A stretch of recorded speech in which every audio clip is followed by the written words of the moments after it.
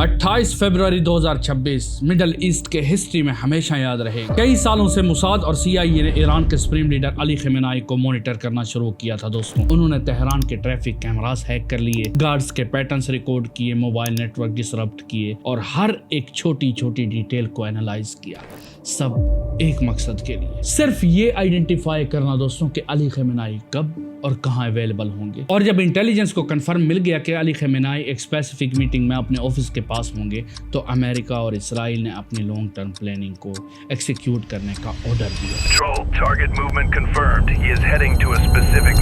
28 फरवरी 2026 की सुबह joint operation शुरू हुआ दोस्तों, जिसको कोड नेम दिया गया operation epic fury. US Central Command has released a video on social media captioned 100 hours of Operation Epic Fury.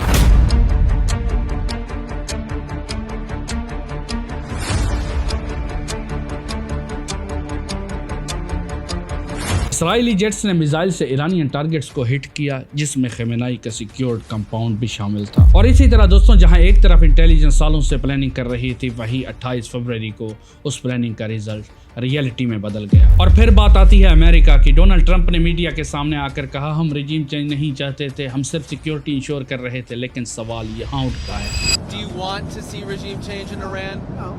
If there was, there was. But no, I don't want it. I'd like to see everything calm down as quickly as possible. Regime change takes chaos.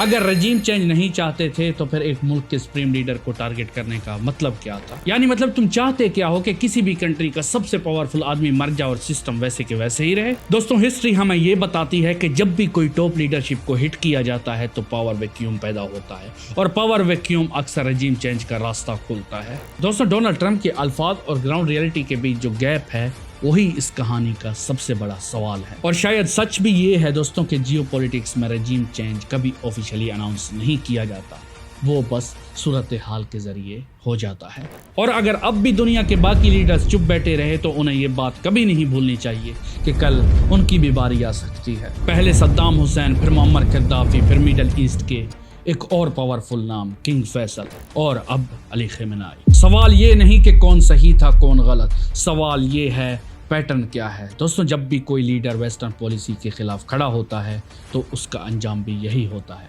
अगर दुनिया के leaders ने इस बार भी नहीं सोचा, अगर उन्होंने सिर्फ खामोशी इख्तियार की, तो तारीख गवाह है खामोशी कभी हिफाजत नहीं करती। जियोपॉलिटिक्स में आज किसी का नंबर है तो कल शायद किसी और का होगा। वीडियो बनाने का मकसद ये बिल्कुल भी नहीं दोस्तों कि मैं किसी को डिफेंड कर रहा हूँ, और ना ही ये किसी लीडर को जस्टिफाई करने की कोशिश है। ये सिर्फ सच और रियलिटी दिखाने के लिए है ताकि लोग समझ सकें कि हिस्ट्री का पैटर्न क्या है और इवेंट्स का सीक्वेंस कैसे काम करता है। यह सिर्फ एक वेकअप कॉल है ताकि हम समझ सकें कि दुनिया की डायनेमिक्स कैसे चल रही है।